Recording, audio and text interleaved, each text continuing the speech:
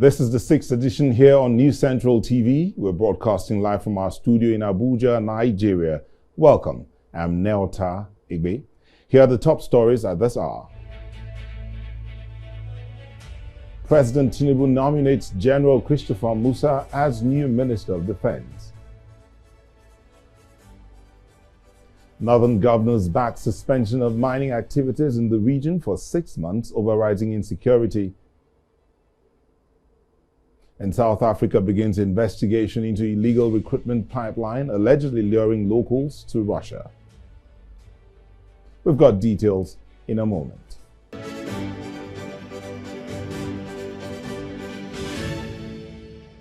We'll begin the 6th edition with the news of the nomination of the former Chief of Defense Staff, General Christopher Musa, by President Bola Tinubu as the new Minister of Defense.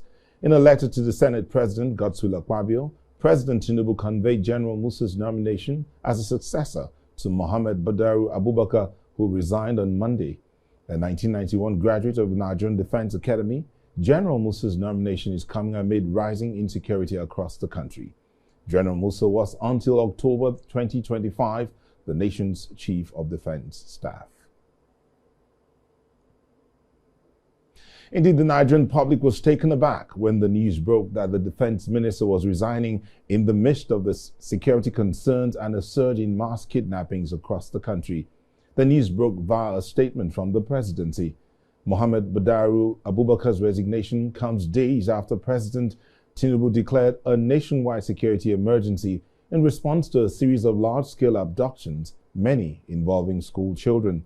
Presidential spokesperson Bayo Onanuga confirmed that Abubakar is leaving office with immediate effect, citing health reasons for his departure. And still on security, the Senate has reshuffled key committees in the bid to boost efforts at curbing insecurity in the country. Senate President Godswill, through the Selection Committee, appointed Senator Yahaya Abdullahi as chairman of the National Security and Intelligence Committee, replacing his role in national planning. Senator Shehu Buba now leads the Livestock and Animal Husbandry Committee, while Senator Mustapha Musa takes over national planning. Senator Osita Ngu, the Senate Minority Whip, is now the acting chair of the Air Force Committee due to the former chair's absence. The leadership of the Senate says the shakeup aims to strengthen legislative oversight and improve response to security threats. Still on security, the emergency meeting of the governors of states in the northern Nigeria and traditional rulers has ended with a communique containing, among other things, an agreement for 6-month suspension of mining activities across the region. The meeting linked the rising insecurity to illegal mining in several states. They also unveiled a plan to establish a 228 billion naira annual security fund aimed at tackling banditry and other violent crimes. Key numbers in that communique include 19 states in northern Nigeria, 1 billion naira monthly contribution per state, as including local government areas deducted at source, 12 billion naira per state annually, a total of 228 billion naira as a pool. The fund is meant to support joint military and security operations, intelligence-led interventions, coordinated regional response strategies, long-term sustainable financing for security efforts. Now, recent illegal mining crackdowns in the country in 2024 to 2025, a new enforcement unit called the Mining Marshals was deployed to tackle illegal mining nationwide. 1 year after their creation, they reported identifying 457 suspected illegal mining sites in the country. In 2025 alone, the Nigeria Security and Civil Defense Corps, NSCDC, uncovered 460 illegal mining sites and arrested 387 suspects over 14 months. The government says it has so far recovered or handed back over 90 to 98 mining sites previously under illegal occupation. Areas and states where illegal mining has been reported over the years, illegal mining has been especially concentrated in certain states. Some of them frequently named include Niger State, known for gold, lead, zinc, and other mineral deposits. The state features prominently in National Illegal Mining Report. Plateau State, reported among the top states for illegal mining of tin, columbite, barite, zinc, and more. Ebonyi State and Imo State reportedly had several illegal mining sites in earlier years. Enugu State and Zamfara State are also listed among states with illegal mining sites. Kogi State had at least one long-term illegal mining site cleared in 2024 after reportedly 20 years of illicit operations. Nasarawa State, subject of reporting on illegal lithium mining and associated environmental and labor abuses. Akwa Ibom State, in January 2024, 11 suspects were arrested for illegal sand and gravel mining in Afarikot, Osun, Ibesikpo local government area. Now, in September 2024, authorities cleared an illegal mining site in a community in Kogi State, Jagona, Yagba East local government area, that had reportedly operated illegally for 20 years. 7 suspected illegal gold miners were arrested in that incident. In 2024, the NSCDC operatives in Akwa Ibom State impounded tipper trucks and arrested 11 persons for illegal sand and gravel mining following environmental damage complaints. Reports from 2024 describe illegal mining in Nasarawa State's lithium-rich areas with concerns about environmental degradation and child labor in unlicensed operations. Now, away from illegal mining issues as related to security, but still on security, this time in Nigeria's northeast, the Borno State Governor, Professor Babagana Zulum, has asked religious leaders across the state to remember that moral authority and influence of clerics remains critical in shaping public opinion and fostering community resilience. He was speaking at a high-level engagement with Christian and Muslim leaders in Maiduguri. Professor Zulum appealed to them to intensify messages of peace, unity, and reconciliation as part of ongoing efforts to end the insurgency in the region. News Central's Umaru Kirawa completes this report. At the council chamber of the government house in Maiduguri, the Borno state capital, are Christian and Muslim religious leaders, as well as members of the executive council. This engagement is part of ongoing peace-building efforts across the state, as the governor, Professor Babagana Zulum, pushes for a united front to promoting harmony among diverse communities affected by conflict. The number of Muslim victims is tragically more than that of our Christian compatriots. This tragedy binds us in common grip and demands a united response. Suffering knows no sect. Therefore, our solidarity must know no bounds. During his meeting with clerics, the governor acknowledged that military victories alone cannot guarantee long-term stability unless communities embrace unity.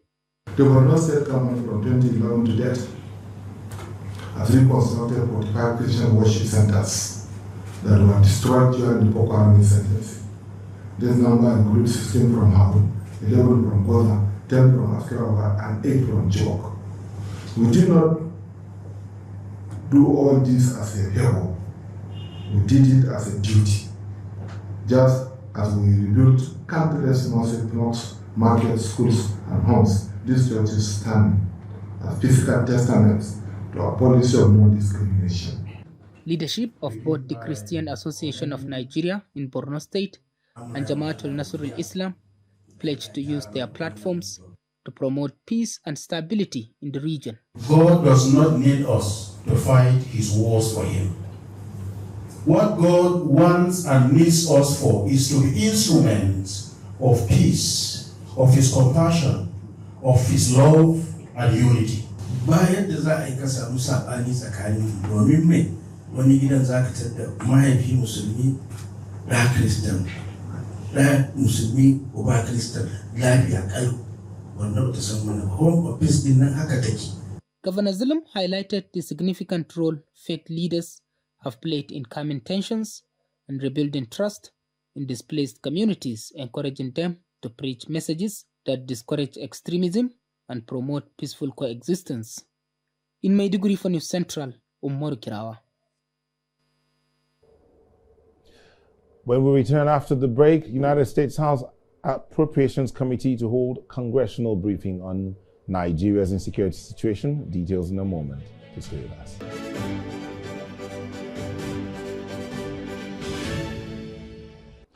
Welcome back.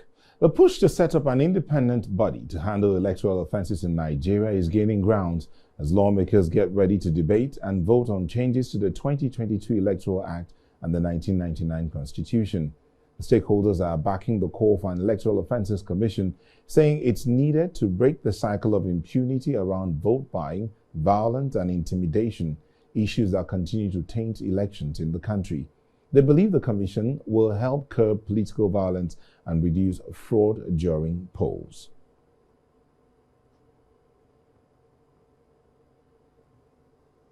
Now, here is a breakdown of some election offences from 1999 till date. In 1999, return to civilian rule recorded cases of electoral malpractices, but large-scale national violence was relatively lower compared to later elections, marked the beginning of Nigeria's Fourth Republic electoral challenges. In 2003, escalation of violence and rigging allegations, multiple reports of ballot stuffing, intimidation by political thugs, and clashes between party supporters considered one of the most violent elections at the time. In 2007, marked by widespread irregularities, intimidation, and ballot snatching, international observers described it as one of Nigeria's worst elections for transparency and fairness. Dozens of deaths were recorded across various states. Now, in 2011, one of the bloodiest elections in Nigeria's history, some will say, post-election violence claimed 10 NYSC corps members serving as ad hoc staff, approximately 800 others, largely in northern states. Violence attributed to aggrieved supporters of major political parties after the presidential result. In 2015, suspected APC supporters reportedly razed properties in Gombe State during the elections. Several cases of violence and electoral offences were recorded nationwide, though overall improvement was noted compared to 2011. In 2019, military personnel allegedly unleashed violence in Abonima, Akukutoru local government area of Rivers State. 15 PDP members were allegedly killed.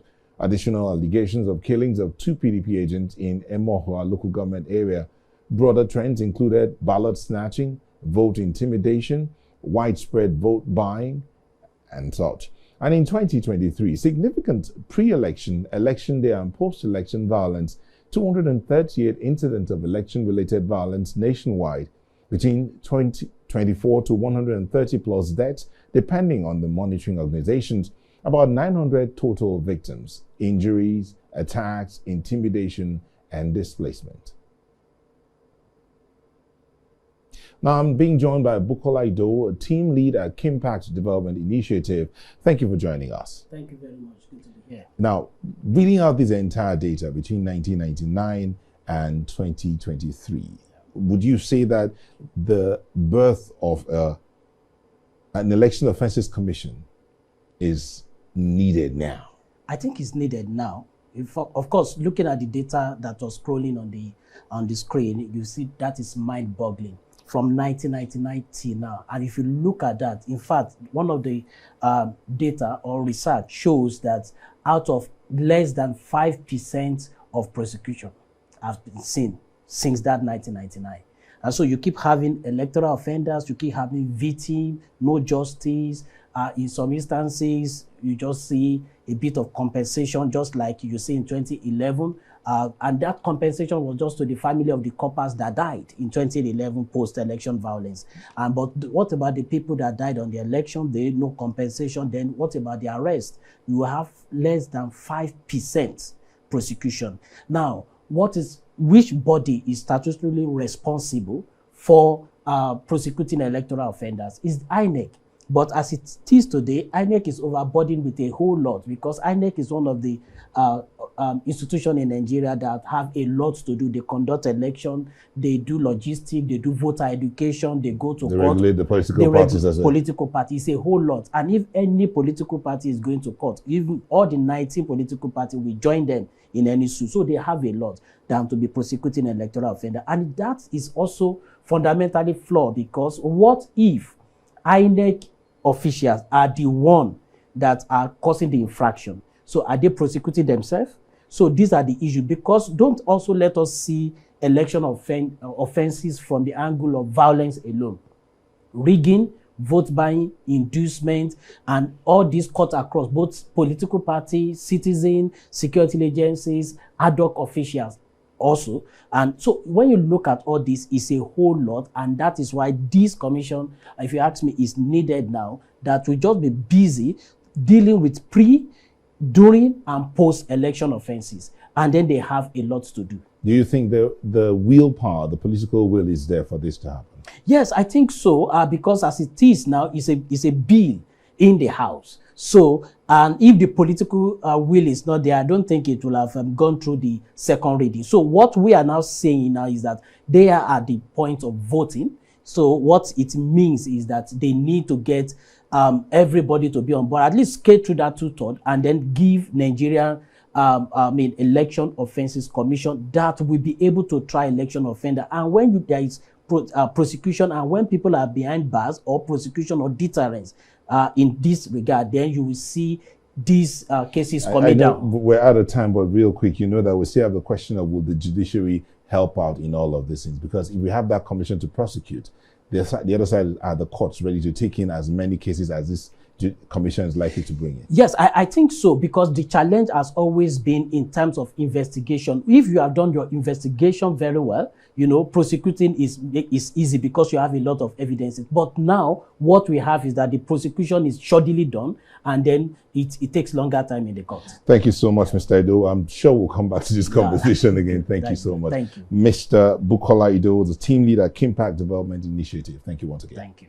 We'll take a moment, and when we'll come back, we'll be going into party policy. So let's just go into it right now as we talk about the fact that ahead of the Osun State governorship elections slated for August 2026, Adedamola has clinched the Osun PDP governorship ticket with 919 votes after Governor Adeleke withdrew from the race.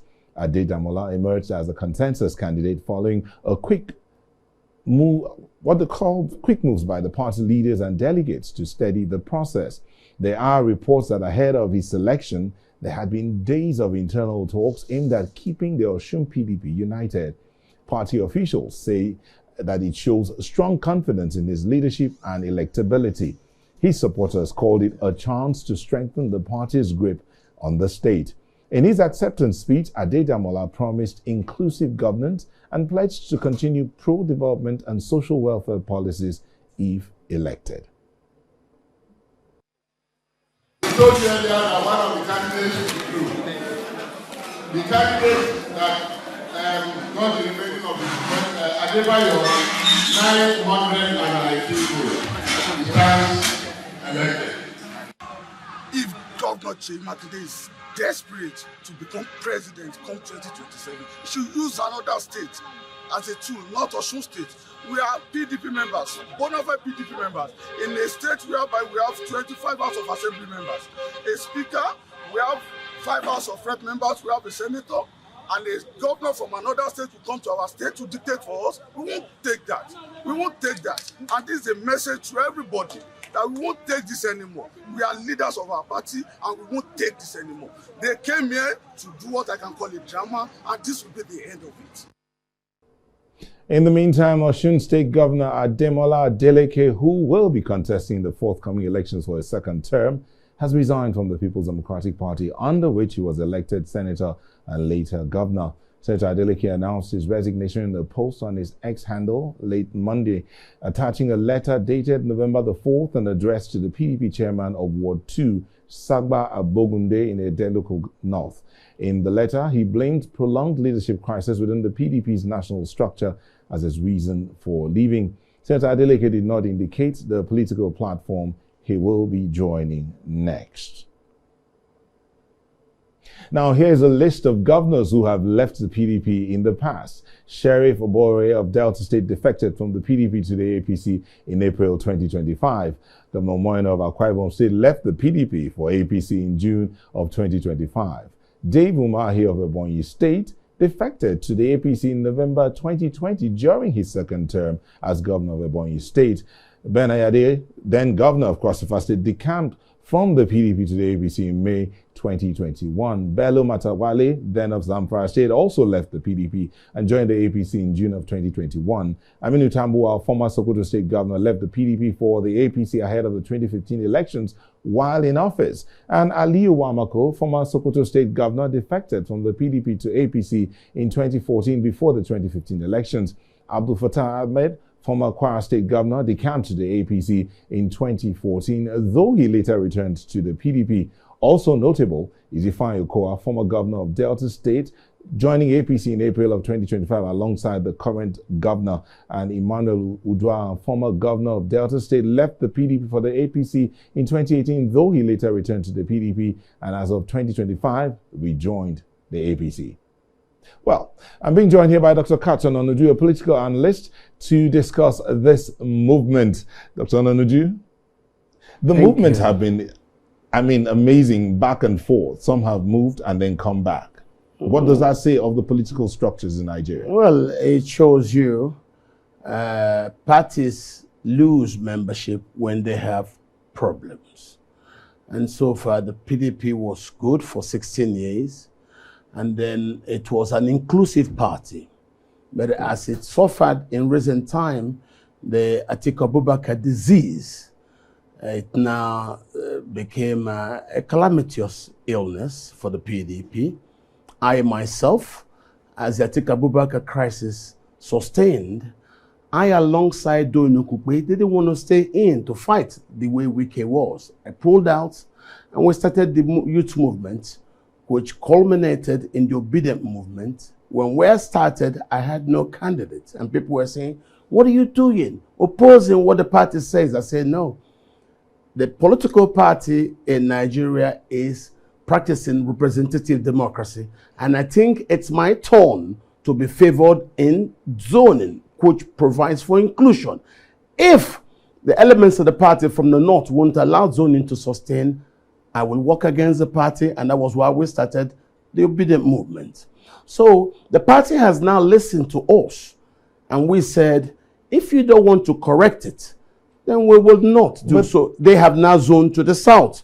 But the illness and its fallout is what the party is currently suffering. The question of party constitution and ideology again comes to mind, where the individuals appear not to be working with an ideology. If the party, does the party have an ideology that they are aligning to in the first place? Yes, the party believes in free markets.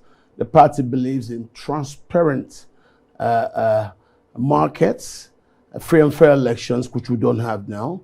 So you may not blame those who are jumping ship. It's due to the consequences of state capture. So if the state is captured in such a way that the elections can be free and fair, anybody who wants to remain favored will simply move to where... And that's what the PDP supports. You said the PDP believes in the free market. The PDP so you can believes move where in you the want free to market. Move. Not that. The problems that you're having about the movement is as a consequence of the Atiku Abubakar disease. You might say, Atiku has rights. It's his constitutional right to run. No. Slavery was legal, but it was unethical. But again, we're out of time here. You've just mentioned the former vice president a couple of times. That was the problem, nothing else. Is the problem still there? Is he the party? Does the party have a constitution? He cost it. Does the party have a constitution? Yes, the party does. Is the constitution of the party being followed? No, the party constitution of the party wasn't followed in terms of inclusion, and that was what happened. I mentioned this the other day to a governor, and he said, but you know what happened? Atiku used money to induce the NWC, and then that was the trouble. So for me, to run as a politician, you also have to be ethical. You need to understand that nation building includes inclusion of the aspirations of all. If you don't do that, that's what probably you have. So for me, the party is trying to recover from the Atiku Abubakar disease, but that disease was so malignant, so deep, that the kind of scars it has left on the body of the party, it will take time for the party to heal. Because as far as I'm concerned, historically, we are a democracy. Democracy don't succeed with only one party.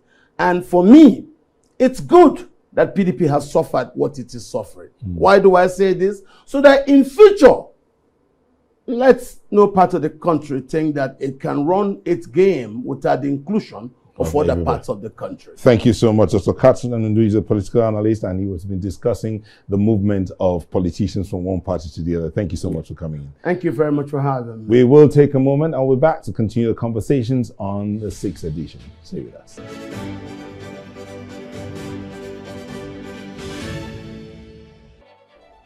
Welcome back. In case you're just joining us, this is a recap of the top stories.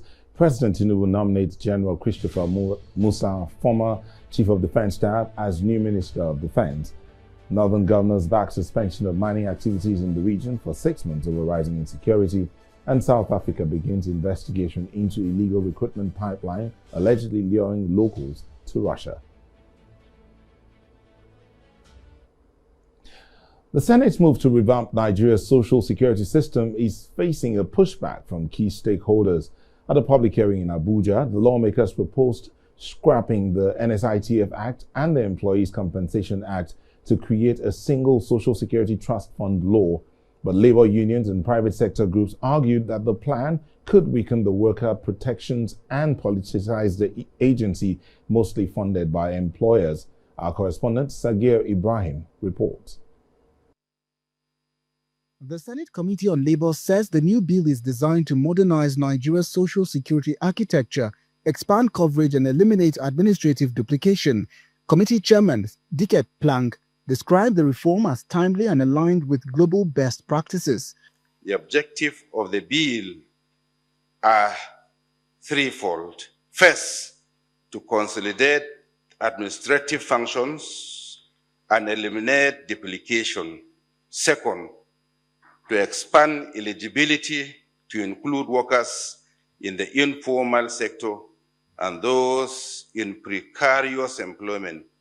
And third, to enhance transparency, accountability of the fund through robust oversight mechanisms. The principal objective is not the creation of a new institution, but the harmonization of the operations of the National Social Insurance Trust Fund, NSITF, and the Employee Compensation System.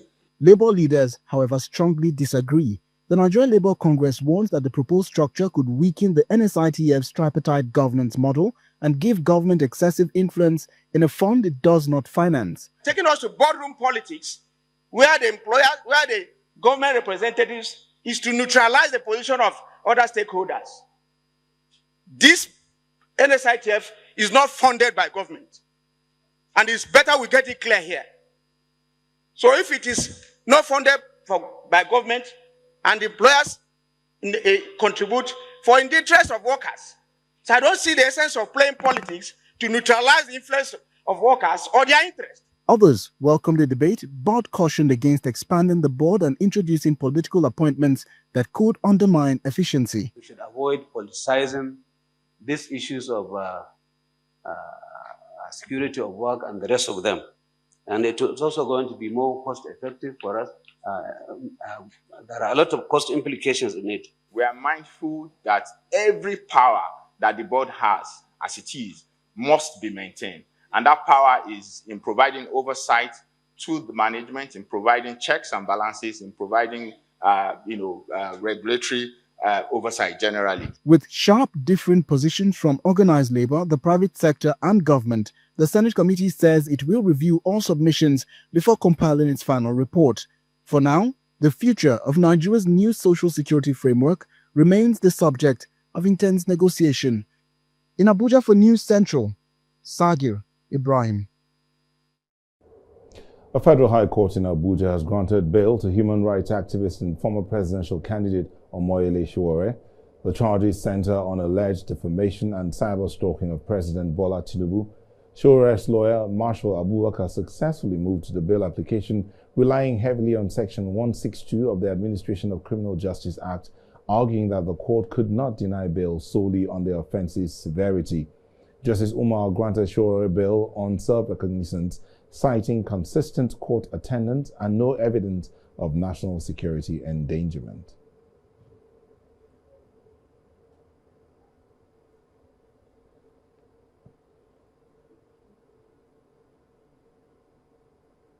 And the United States House Appropriations Committee would hold a joint congressional briefing on today to investigate rising reports of violence and alleged persecution of Christians in Nigeria.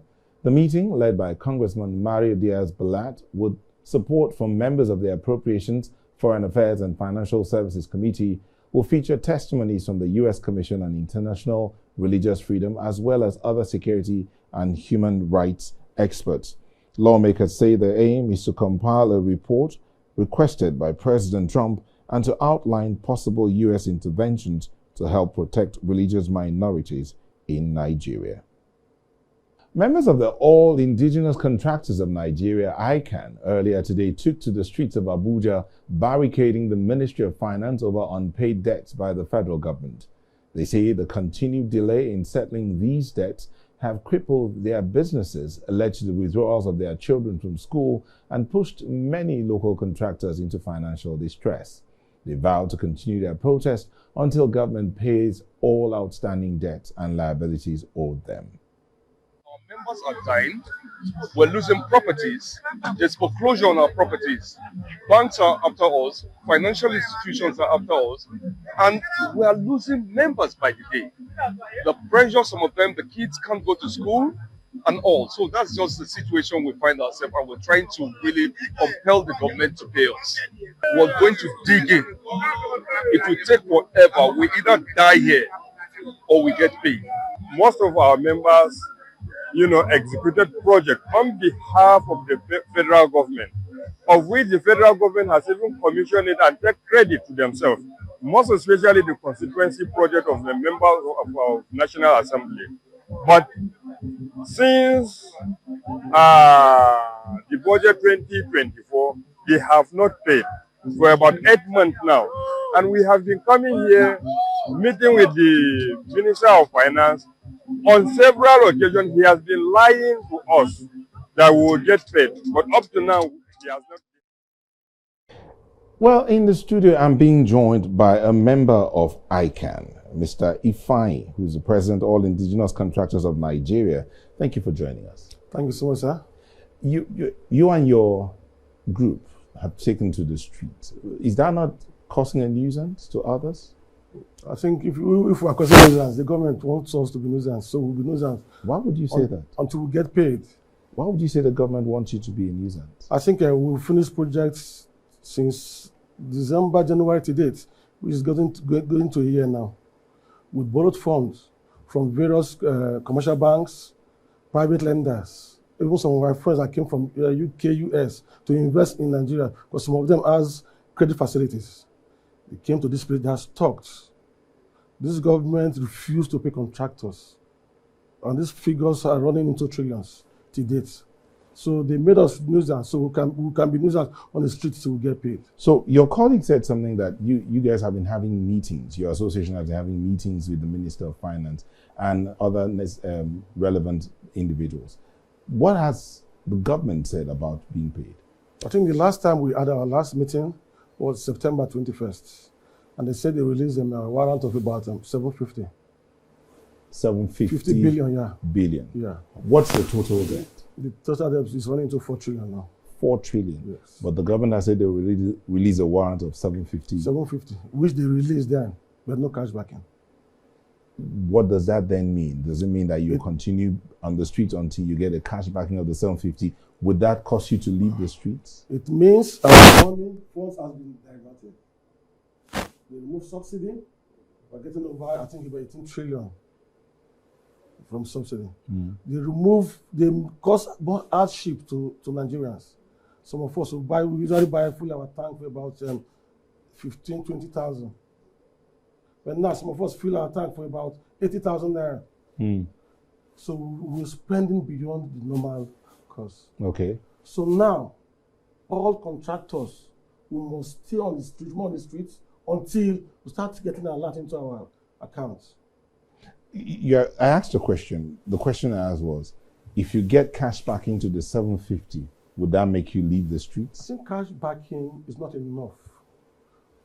I'm talking about getting a lot into our accounts. If you get the alert of the 750 into your account, would that make you leave the streets? Why not? What we're fighting for is the funds. So what happens to the balance? We're indebted to banks And what will happen to the 3.35 trillion that will be For remaining? now, as we speak, we have our registered contractors under ICANN, under All Indigenous Contractor Association of Nigeria.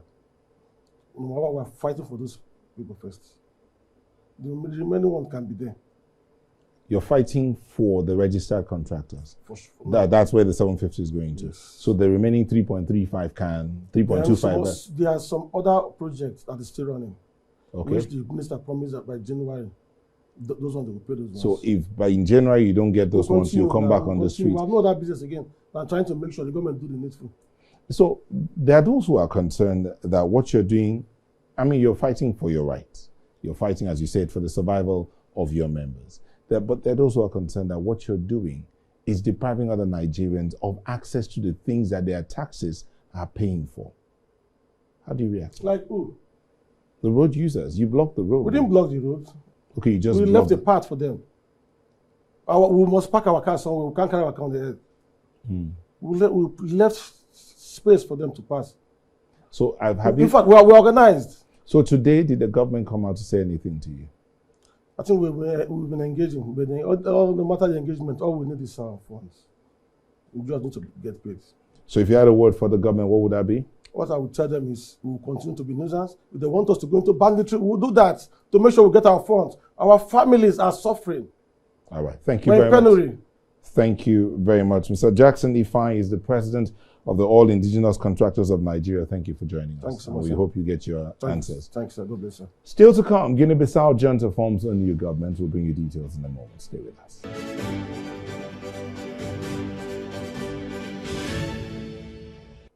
Thank you for staying with us. The Nigeria Content Development and Monitoring Board has concluded a 5-day specialized training in Port Harcourt aimed at strengthening the capacity of small-scale businesses to meet local content compliance standards in procurement and tendering. News Central's Bola Festus reports. The Delta region, a major hub for Nigeria's oil and gas production, is prone to frequent oil spills. To reduce the impact, the Nigerian Content Development and Monitoring Board is equipping locals in spill detection and basic management techniques. NCDMB core values building human capacity, and we believe in creating indigenous competency when it comes to the oil and gas sector.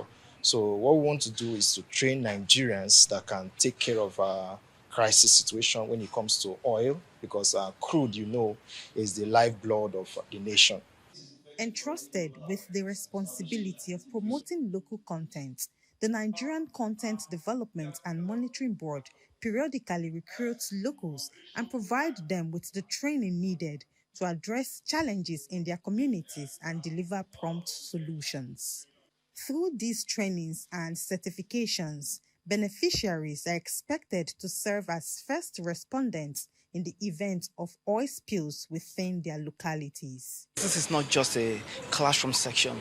They've gone on site to see firsthand what happens when the spill happens.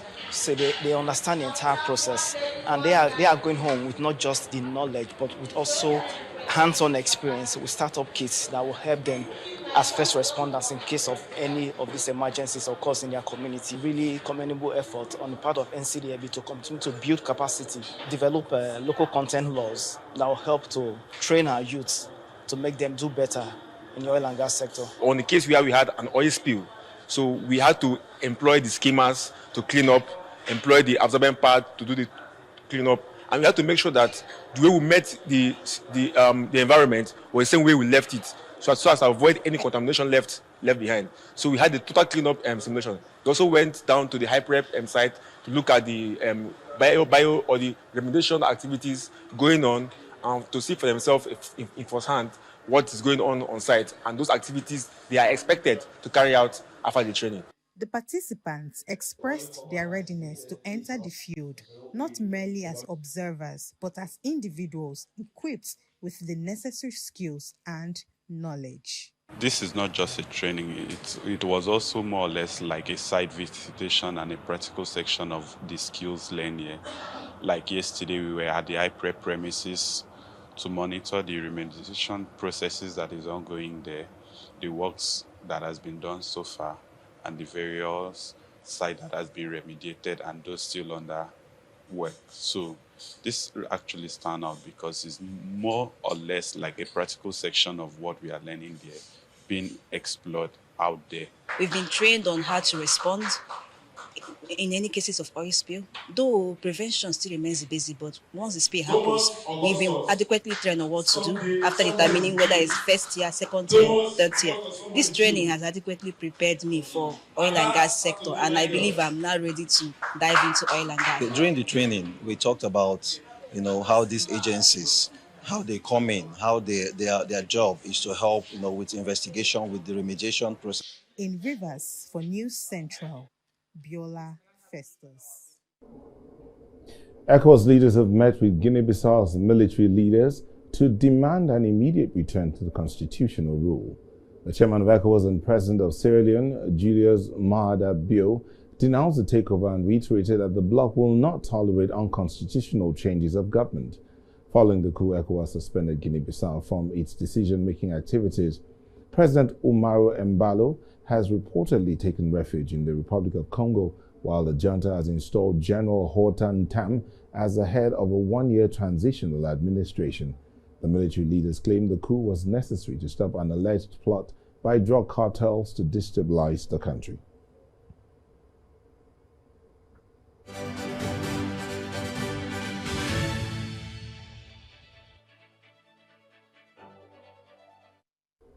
Senegal has commemorated the anniversary of the 1944 Thiaroye massacre, when French colonial troops opened fire on West African soldiers returning from World War II. The incident, long clouded by controversy and disputed casualty figures, remains one of the darkest chapters in France's colonial history. The soldiers, mostly West Africans who fought for France on European battlefields, were demanding unpaid wages and fair treatment after the war. But French forces opened fire at the Thiaroye military camp near Dakar, killing dozens and injuring many more. At this year's remembrance, government officials, historians, and families of the victims gathered to pay tribute and renew calls for full historical clarity. Senegalese authorities again urged France to acknowledge the scale of the killings and fully declassify all related colonial-era archives. Nous honorons leur sacrifice et affirmons que leur combat pour la justice et la dignité ne s'effacera jamais de notre mémoire collective. Si le massacre a eu lieu ici, sur le sol sénégalais, le sang versé fut celui de l'Afrique. J'ai ordonné des fouilles archéologiques sur le site de Thiaroye, dont les travaux ont débuté il y a quelques mois. À ce propos, la France, par la voix du président Macron, vient de proposer la mise à disposition de...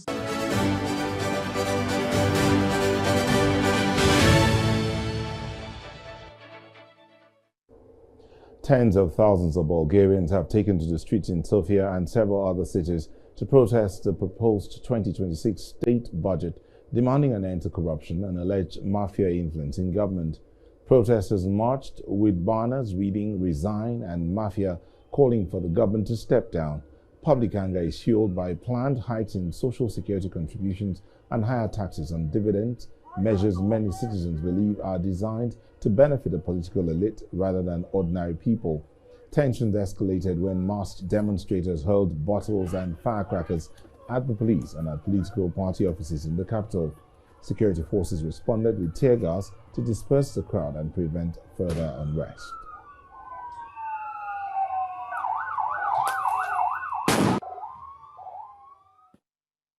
Steve Witkoff, the U.S. Special Envoy, is scheduled to meet Russian President Vladimir Putin in Moscow today for crucial talks at ending the war in Ukraine.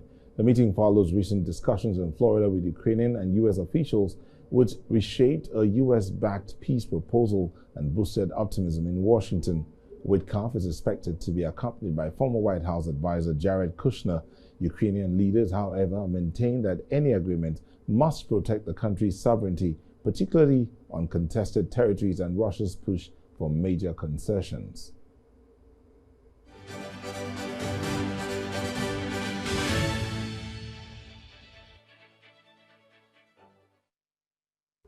Speaker of the House of Representatives Abbas Tajuddin has said that the National Assembly will continue to drive tax reforms that will support Nigeria's energy transition and climate commitments.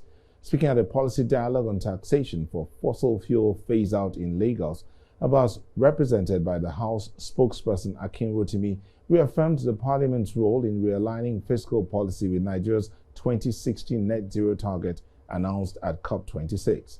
He noted that climate threats such as desertification, flooding, oil pollution, and biodiversity lose place, increasing pressure on livelihoods and food systems. He stressed that the People's House has prioritized climate responsibility alongside economic stability, ensuring that tax policy becomes a catalyst for sustainable energy and national resilience. And OPEC Plus will begin annual assessment of member countries' oil production capacity from 2026, setting new baselines for 2027 quotas in a bid to align output targets with real capabilities and strengthen the group's credibility. The move follows years of disputes as some members like the UAE expand capacity while others, including several African producers, face declining outputs. Saudi Arabia's energy minister said the new mechanism will stabilize markets and reward investment.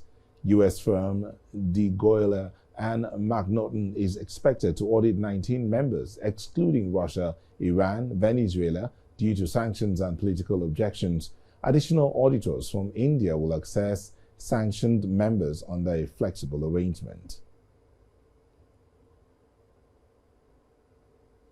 And that's all on the 6th edition, but here's a recap of the major stories. President Tinubu nominates General Christopher Musa, former Chief of Defense Staff, to replace resigned Abubakar Badaru. Northern governors back suspension of mining activities in the region for 6 months. And South Africa begins investigation into illegal recruitment pipeline allegedly luring locals to Russia. Remember, you may send your eyewitness report to the WhatsApp number on the screen. Follow us on social media. We are at News Central TV. You can watch News Central live on DSTV channel 422, GoTV channel 23, Star Times channels 274, Avo TV, and YouTube. Thank you for watching. I'm Neil Taha Igbe. See you tomorrow.